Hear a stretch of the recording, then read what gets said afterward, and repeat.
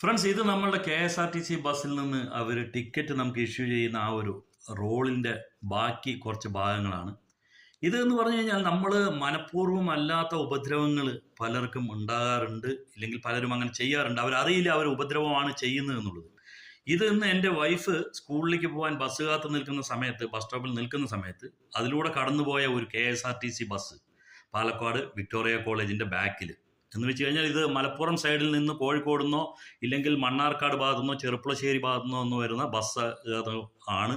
അതിൽ നിന്നും അതിൻ്റെ കണ്ടക്ടർ വലിച്ചെറിഞ്ഞ ആ ഒരു ടിക്കറ്റിൻ്റെ ആ ഒരു ബാക്കി ഭാഗമാണ്. ഇതിൻ്റെ ഉള്ളിൽ കാണുന്നത് ഫൈബറോ അങ്ങനെ എന്തോ ഒരു മെറ്റീരിയലാണ്.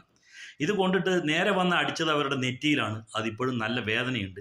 അത് കാരണം ഞാൻ ഇത് ആ സുഹൃത്ത് കാണുന്നുണ്ടെങ്കിൽ ഒന്ന് ശ്രദ്ധിക്കുക, ഇങ്ങനത്തെ കാര്യങ്ങൾ ചെയ്യാതിരിക്കുക.